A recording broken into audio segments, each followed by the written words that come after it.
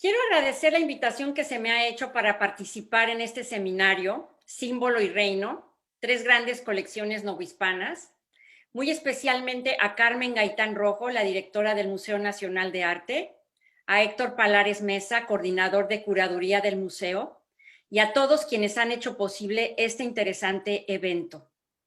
El tema de mi ponencia es la contrarreforma y su propaganda en el arte novohispano. Primero explicaré muy brevemente qué se entiende por contrarreforma y cuál es el contexto histórico en el que surge y se desarrolla este proceso.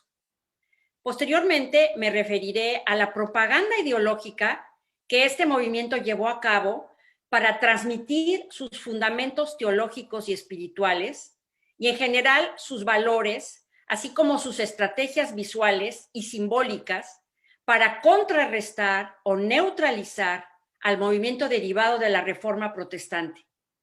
Así daré una breve explicación de las circunstancias históricas y después mostraré una serie de imágenes donde se reflejan las cuestiones que he mencionado.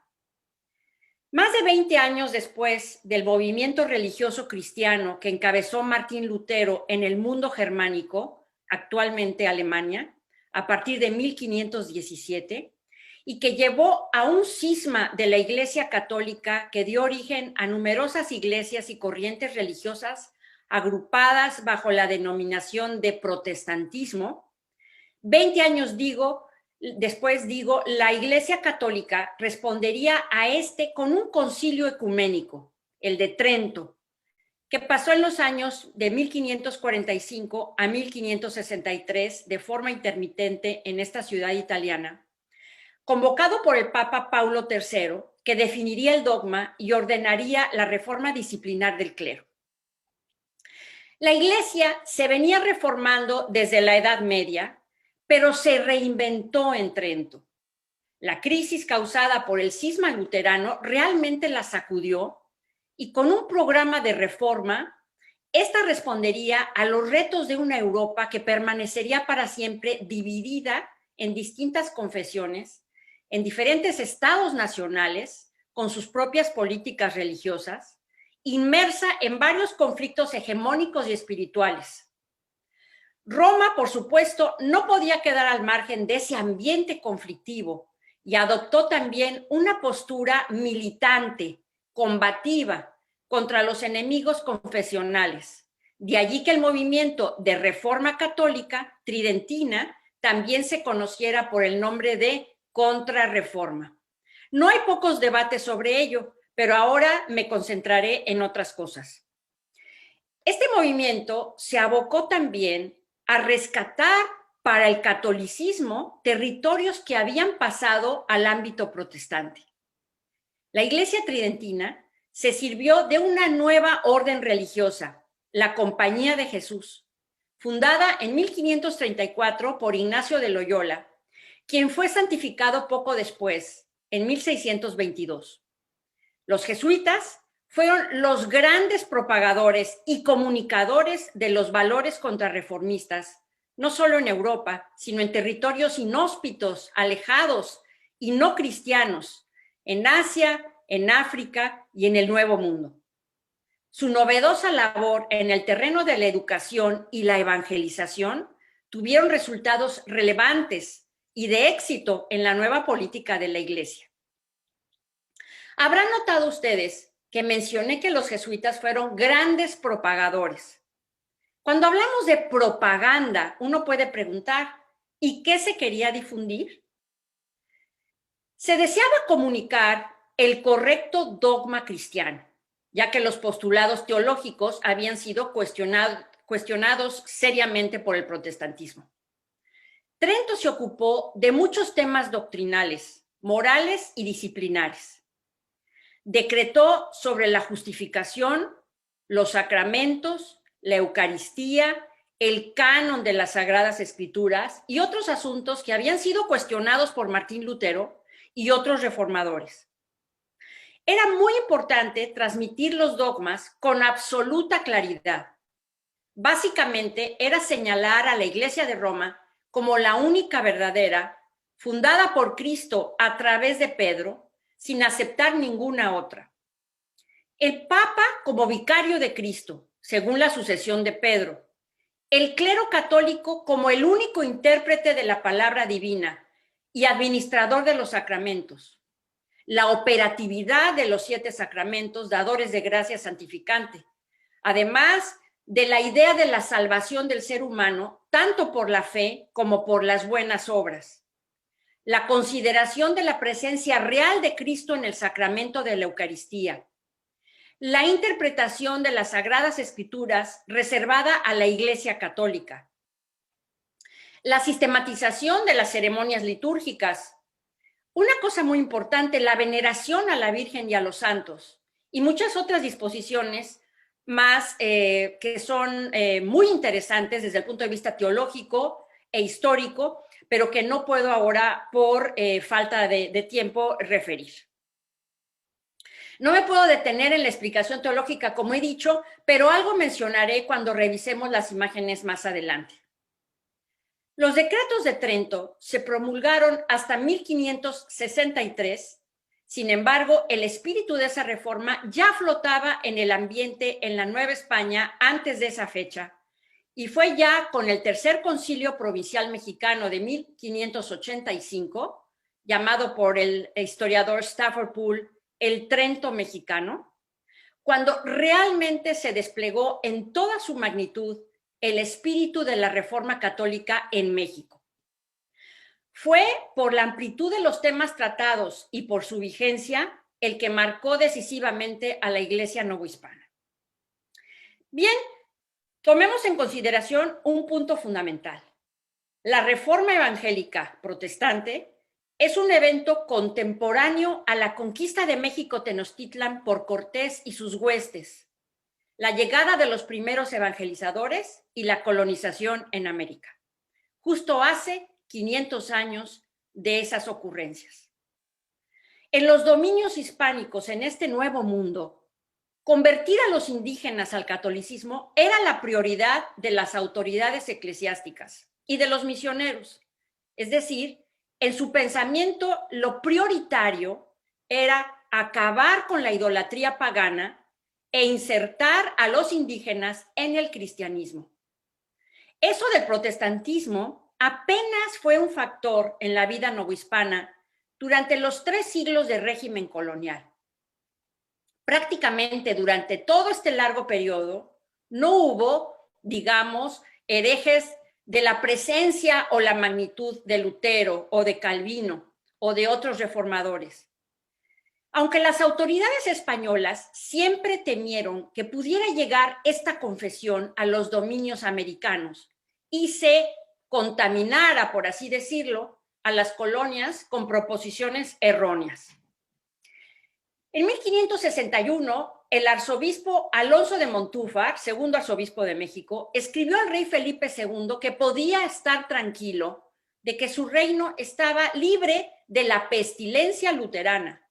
Decía que esta tierra, más o menos, si me acuerdo de la cita exacta, es que esta tierra hasta ahora se había sentido muy poco de ella, esta pestilencia, y eso poco que había habido, con el favor de nuestro Señor, luego se había puesto remedio en atajarlo. Más o menos así dice la cita. Pocos años después, en 1568, llegaron a la capital de Nueva España marinos ingleses, luteranos, víctimas de un naufragio en el Golfo de México, que venían en la fallida expedición del corsario inglés John Hawkins, y muchos de ellos fueron tomados presos. Se les hizo juicio y fueron relajados en persona por la Inquisición, que por cierto se acababa de instalar en Nueva España pocos años antes. Y entre los años de 1575 y 1580 se realizaron los procesos, pero fuera de ellos podemos decir que no hubo, digamos, algo que pasara a mayores en estas tierras. Pese a ello, la reacción contra el protestantismo es visible en múltiples ámbitos de la vida novohispana: el político, el literario, el histórico, el teológico y el artístico. Los mensajes ideológicos de la Contrarreforma y sus símbolos operaron de distintas maneras en la realidad, a través de escritos, sermones y una fascinante imaginería. Estas obras dialogan entre sí, siempre y en conjunto, para transmitir la ideología de la Reforma Católica. El famoso historiador del arte, Werner Weisbach, muerto hacia mediados de los años, sí, a mediados del siglo pasado, acuñó una frase que se tomó por mucho tiempo como un referente. Dijo que el barroco era el arte de la contrarreforma. Ahora esa contundente aseveración se ha debatido y se han buscado elementos conformativos de este estilo aún antes del Concilio de Trento.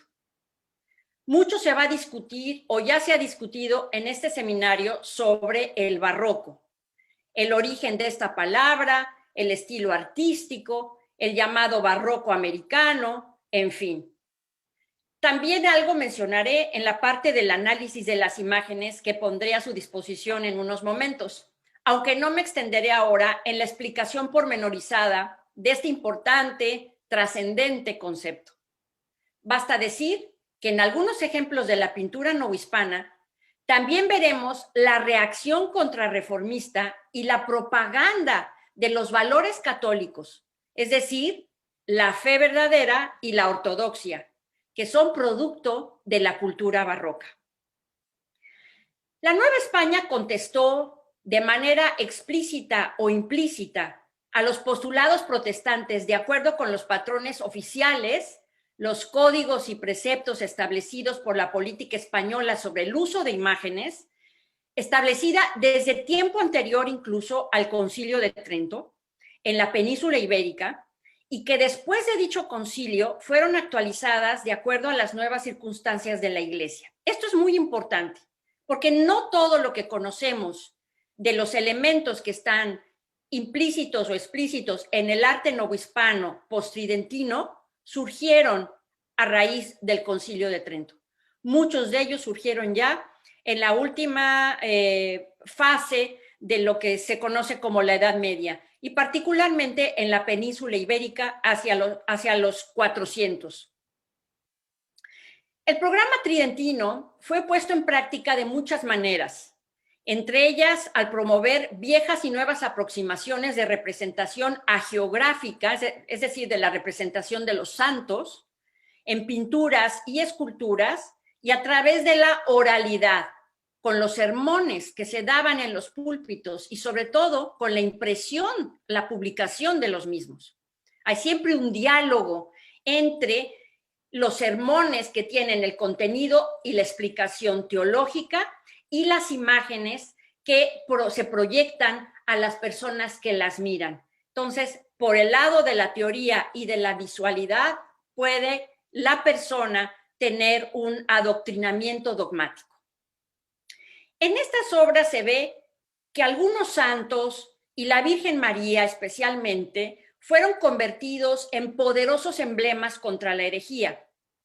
Asimismo, las figuras que representan a herejes encabezados por Lutero generalmente aparecen estas figuras retóricas, por supuesto, con el nombre del hereje que le acompaña siempre, o a veces se intuye que son ellos, pero generalmente aparecen con sus nombres.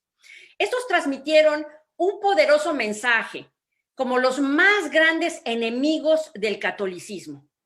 Los sermones generalmente aportan mayores explicaciones que lo que aparece representado en la iconografía. Por eso es fundamental tener el cotejo de estas obras. En ambas fuentes, la presencia de Lutero y otros herejes responde, repito, y esto es muy importante tenerlo en cuenta, a una estrategia retórica. Es decir, jamás veremos una pintura que desee transmitir un retrato fidedigno de Lutero.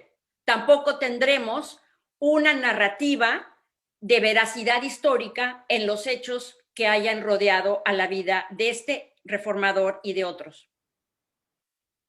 Muchísimas imágenes religiosas europeas fueron reproducidas en México, representaciones medievales y renacentistas incluso que fueron adaptadas al entorno colonial y que muestran estas importantes conexiones transatlánticas. Hay bastantes ejemplos novohispanos donde se ve cómo el arte respondió de forma defensiva contra el protestantismo. Y a continuación veremos cómo esto se llevó a cabo a través de códigos religiosos y culturales.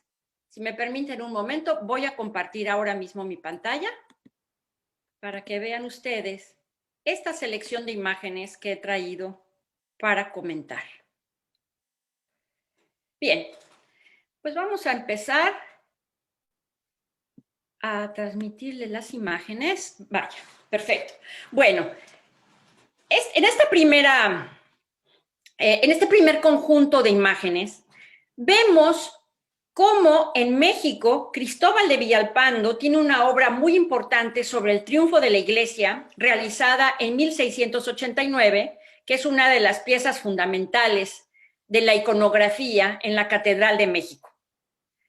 Esta pintura fue una copia no exacta y precisa, pero sí bastante apegada a la propuesta que había hecho el gran pintor Rubens, también con el título del Triunfo de la Iglesia, pero realizado en 1625 para el convento de las Descalzas de Madrid.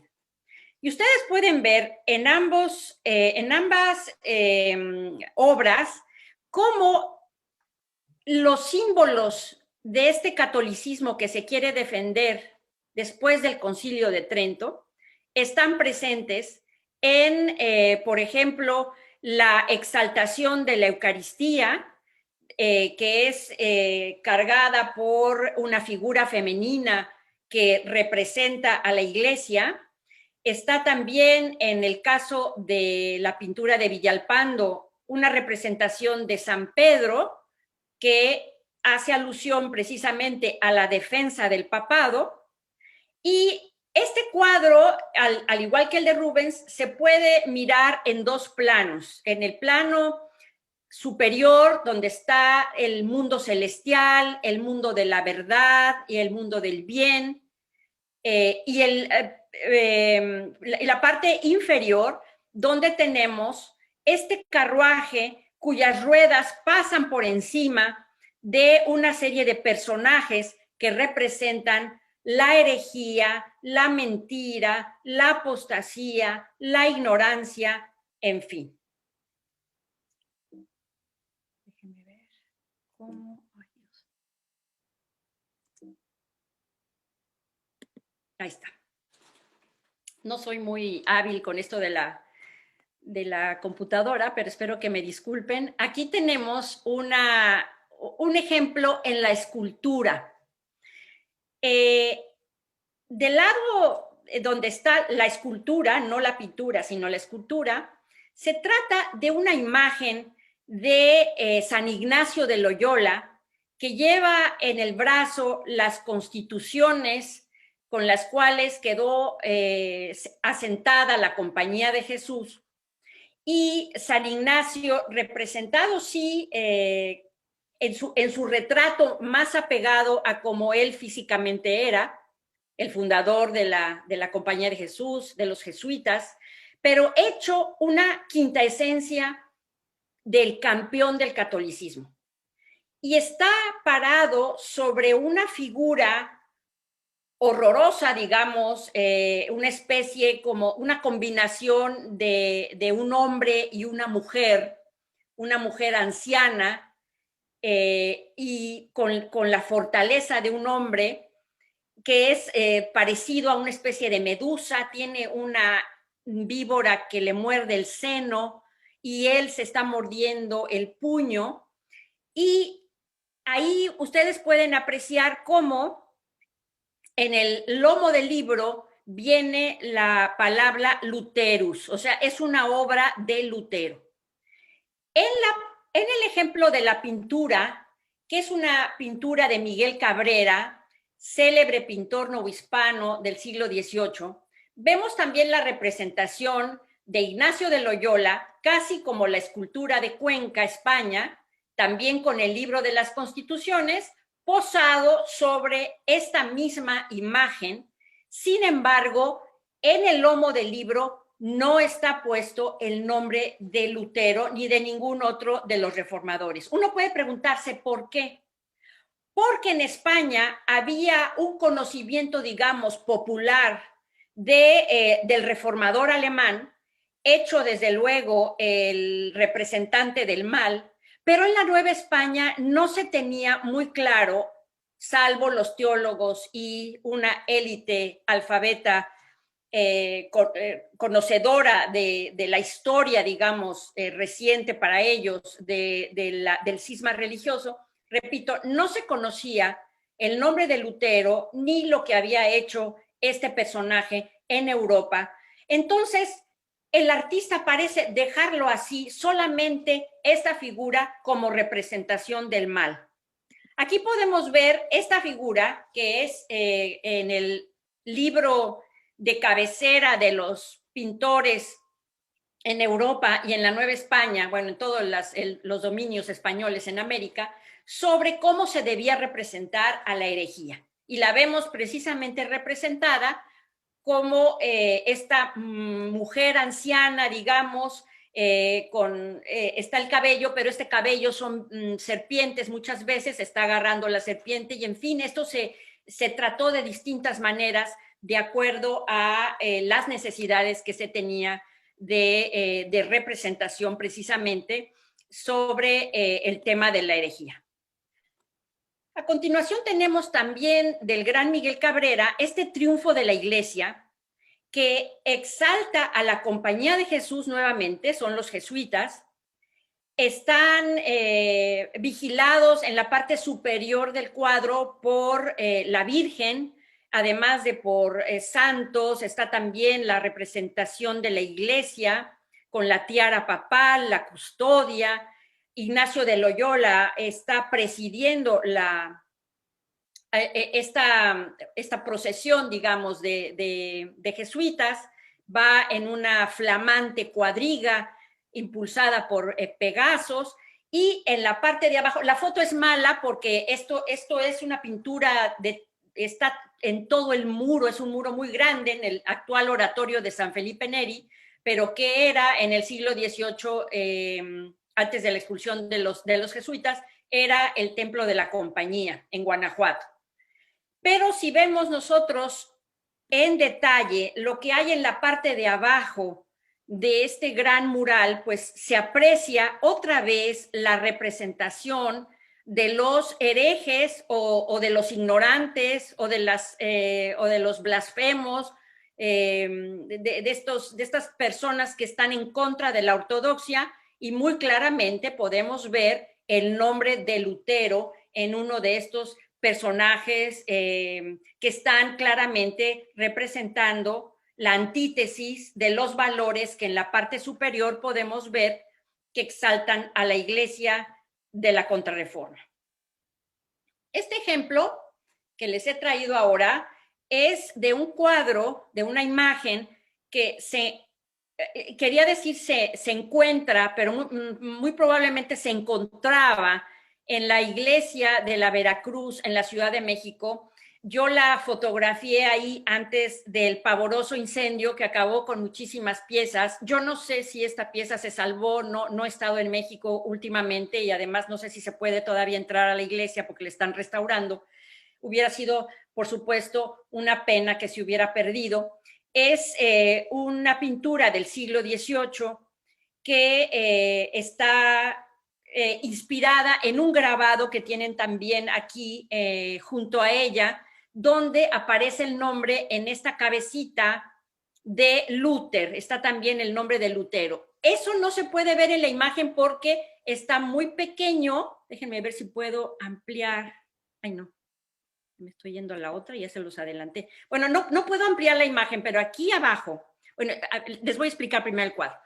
El cuadro es una exaltación de los carmelitas, de la orden carmelita, del Carmen descalzo, donde se representa esta alegoría que viene de la época, bueno, es una alegoría que aparece en San Ambrosio, ya viene de la Edad Media, quiero decir, y está representado el Monte Carmelo, ¿sí? Es un símbolo bíblico. En esta torre vemos a las hermanas, las monjas carmelitas presididas por Santa Teresa, que están arrojando flechas hacia este río donde aparecen las cabezas de muchos herejes. Están Pelagio, o sea, herejes de toda la historia, digamos, de la iglesia. Pelagio, Arrio, Juan el Apóstata, en fin, Lutero, por supuesto. Y esa es una imagen también muy importante desde el punto de vista de la simbología contrarreformista, porque precisamente Santa Teresa y la Orden del Carmen Descalzo son la otra cara de la contrarreforma. La primera es la Compañía de Jesús, como ya mencioné, es esa parte militante, combativa, y el Carmen es la parte mística y contemplativa, pero igualmente importantísima para la promoción de los valores de la Iglesia tridentina. Y uno de esos valores es, por supuesto, la lucha sin cuartel contra el protestantismo, contra la confesión contraria, contra los cismáticos. Esta lámina que tenemos aquí es muy impresionante, de Nicolás Rodríguez Juárez, pintada en 1695 para el Templo del Carmen de Celaya, y vemos esta misma idea de Rubens, que ha pasado ya también por Villalpando, y que tenemos ahora en esta magnífica representación, todo un cuadro barroco, donde hay una profusión de imágenes, no hay un solo espacio que no esté lleno, con algún motivo, donde también aparece en este primer plano, en un carro dorado despampanante, ¿no? La iglesia con símbolos como la fuente o el espejo, que son símbolos marianos, símbolos en particular de la Inmaculada Concepción, que estaba muy de moda, por decirlo de alguna manera, en todo el siglo XVI, ya desde antes, pero en el siglo XVI, XVII, en fin, durante toda la época colonial, la defensa de que la Virgen María había sido concebida sin pecado original. Y esto se defiende en estos cuadros novohispanos, con una simbología donde esta procesión de gente notable, de grandes santos, de papas, de santos y de santas, porque también está Santa Teresa, está presidida por Dios Padre, está Jesucristo y el Espíritu Santo mirando y vigilando esta procesión, que también se divide en dos planos. Es el plano superior, es el plano celestial, y el inferior, donde vemos otra vez el mismo tratamiento de los supuestos herejes y de estos hombres equivocados con sus obras, que, como ustedes pueden ver en el detalle, tienen claramente sus nombres escritos junto a ellos. Está Lutero en medio, está junto a Calvino y Pelagio, que son arrollados, aniquilados por la máquina triunfante, ¿no? Por la iglesia triunfante, que este es un concepto muy importante de la Contrarreforma.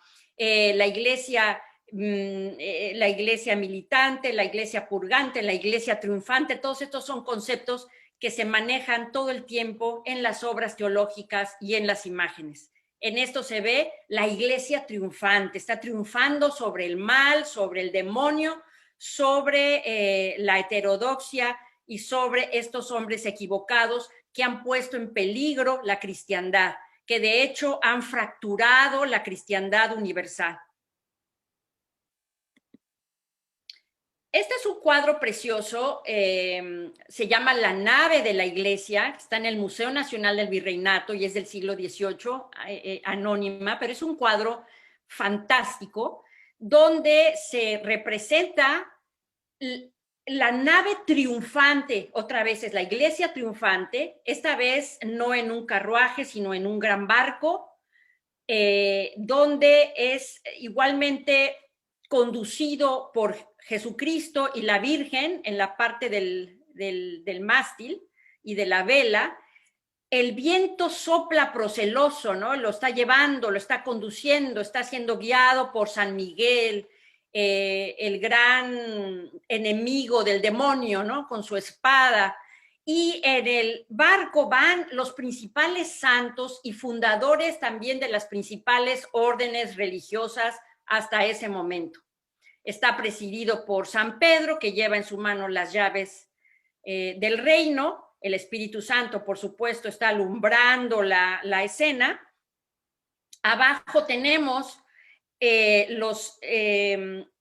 las autoridades principales de la iglesia, ¿no? San Ambrosio, Santo Tomás, etcétera, y de estos padres o autoridades de la iglesia que están también en esta barca como símbolos de la verdad, porque la patrística fue muy cuestionada por Lutero y los reformadores, que en cambio se basaron en la libre interpretación y la libre lectura de las Sagradas Escrituras, lo que la persona podía captar de la palabra de Dios y comunicarse directamente con Dios era a través de la Biblia, a través de la palabra, y no a través de intermediarios, no a través de la jerarquía eclesiástica. Y esto que ataca el protestantismo es contrarrestado, digamos, en las obras de arte que hemos visto, esta entre otras, donde se ataca igual a los herejes que están en estas dos naves que vemos junto a la que viene, donde vienen los padres de la iglesia, que son la nave de los herejes y la nave de los cismáticos. Navis cismaticorum y navis hereticorum. Y aquí ya en el agua, ahogándose, digamos, están otra vez, y aquí lo vemos en el detalle, abajo, están los herejes con sus nombres, no se nota tanto en el detalle, pero vienen con sus nombres, está Sabelio, está Calvino, está Besa y está Lutero, y este Lutero es muy curioso, también Calvino, porque están representados como musulmanes, como moros, lo cual, vuelvo a repetir, se debe a que el tratamiento de las figuras es un tratamiento retórico, no es una representación exacta o fidedigna de los personajes. Y entonces se confunde a los herejes con otros personajes como los judíos o como los moros, que habían sido también, sobre todo en el siglo XV, representados como los enemigos de la iglesia. Ahora los enemigos de la iglesia son también los judíos y los moros, pero ya los vemos aquí en los flancos derecho e izquierdo del cuadro y un poco hacia atrás también, la Jerusalén, etcétera. Pero ya los nuevos enemigos de la iglesia son los herejes protestantes, ¿no? Entonces, es toda una simbología muy importante y muy curiosa de todo lo que es la doctrina católica contrarreformista, que podemos ver en estos maravillosos ejemplos pedagógicos y didácticos, donde las personas se sentaban en los templos o estaban muchas veces en los conventos, pero se podía ver esta enseñanza de la doctrina de la iglesia a través de las imágenes, lo cual se complementaba perfectamente cuando se leían también las disquisiciones teológicas en los sermones. Esta lámina es curiosa también, tiene que ver en este caso se trata de Santo Tomás de Aquino, y abajo tenemos a los herejes, digamos, decapitados también con sus nombres. Y bueno, esto es muy, muy particular porque Lutero había cuestionado también la escolástica y al padre de la escolástica, porque había señalado ciertas cosas en la Suma Teológica que él argumenta en oposición a lo que ahí decía Santo Tomás. Entonces, Santo Tomás se convierte también en un símbolo contrario a los argumentos protestantes, y en esta obra de 1767 de Puebla, que también está representada en pinturas, está muy replicada, quiero decir, pues es el mismo concepto de este carruaje donde el santo o la mujer que representa la iglesia, o en fin, el campeón de la catolicidad, está siempre ahí en este carruaje conducido hacia buen puerto, hacia el triunfo, digamos, mientras que arrolla a los enemigos de la fe. Lutero había escrito en 1517 la disputa contra la teología escolástica, y es por eso que el mundo católico reacciona al ataque de esta obra de Lutero, que había cuestionado, repito, a los postulados de Santo Tomás, que por supuesto pues eran un pilar de la iglesia desde el mismo momento de Santo Tomás, desde luego, pero todavía con mayor fuerza después de la iglesia, después de Trento.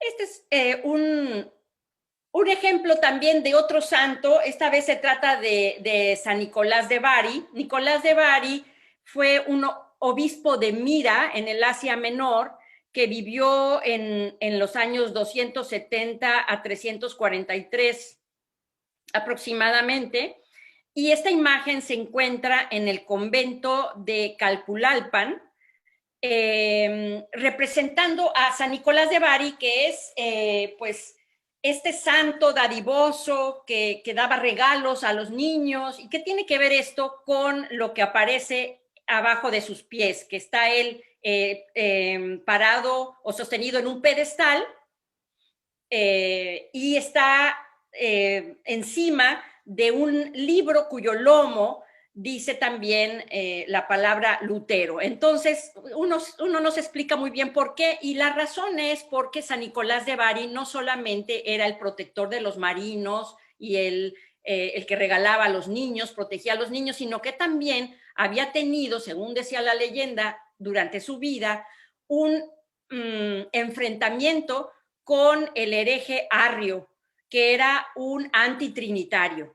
Entonces se le representa en la Nueva España también como un defensor de la iglesia contra los herejes. En este caso ya no va a ser Arrio, sino el más moderno, Lutero. Aquí tenemos una representación impresionante del barroco del siglo XVII en la iglesia del Gesù en Roma, pero para que ustedes vean cómo esto se replica en la Nueva España de diferentes maneras y con diferentes tratamientos.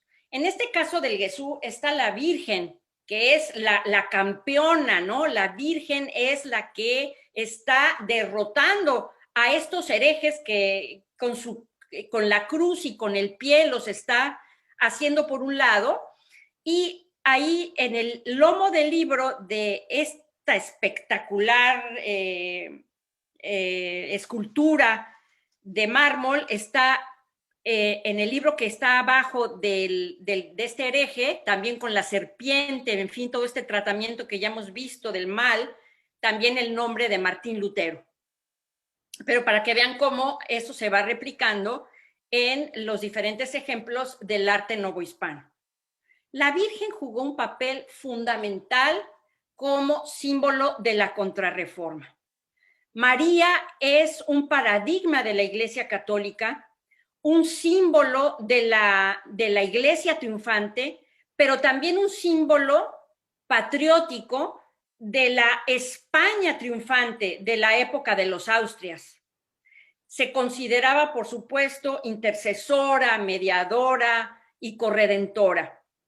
Lutero no atacó a la figura de María, salvo el culto que se le daba a esta figura. Me explico. Para Lutero, y hay un tratado de Lutero precioso que es un comentario al Magnificat, donde él expone que la Virgen María era un ser maravilloso porque había concebido virgen a Jesús, y esto le confería a ella un halo de importancia, la hacía un ser fundamental.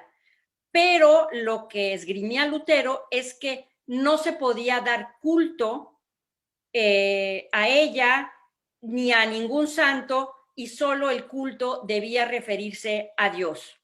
Entonces, esto hizo que la Reforma católica impulsara nuevamente o siguiera impulsando lo que ya era muy importante en la devoción mariana de la península ibérica, que siguiera impulsando, digo, esta devoción que para la Nueva España fue realmente fundamental.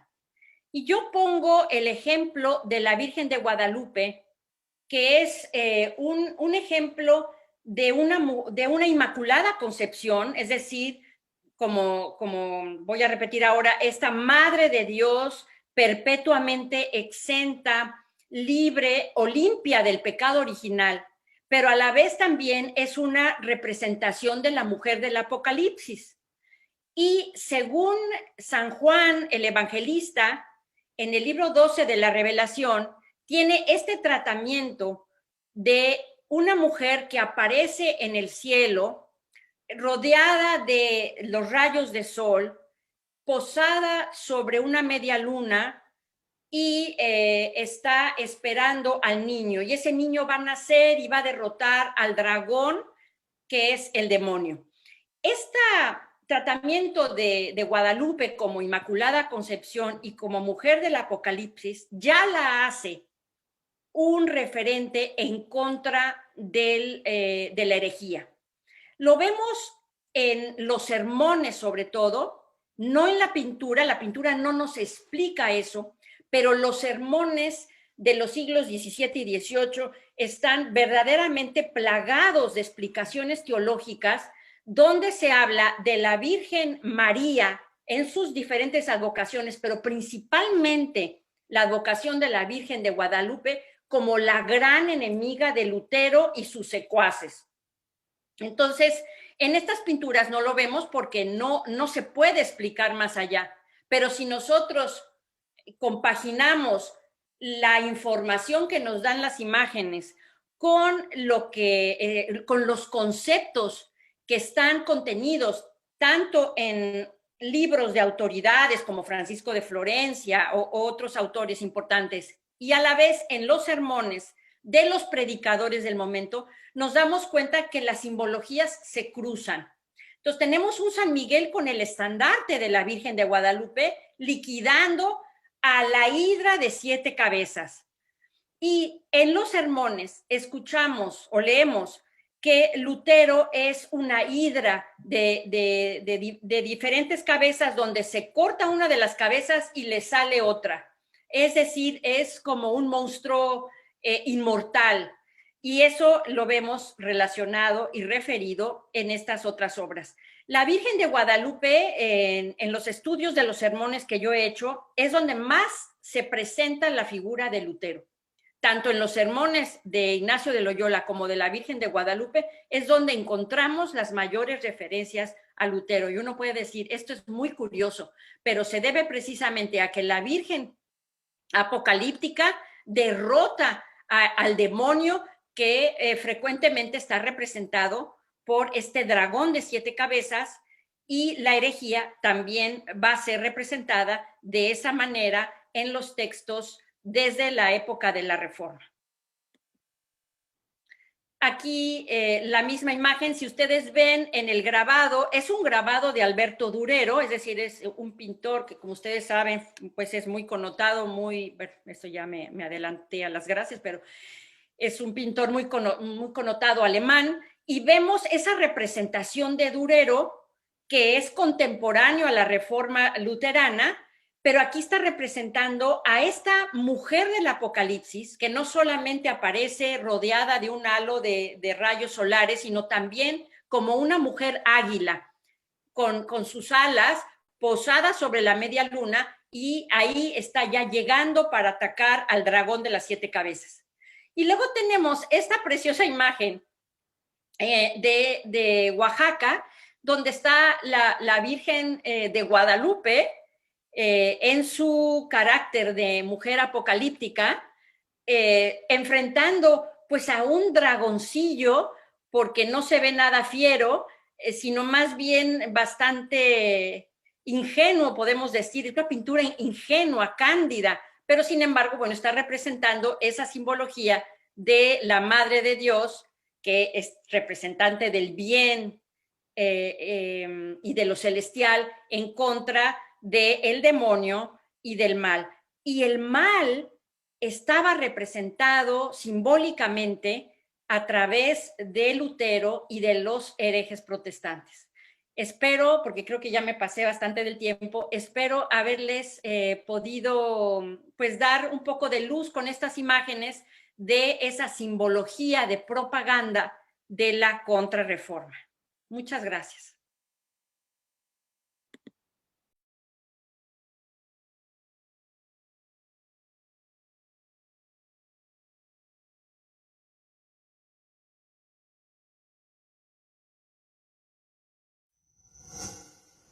Gobierno de México.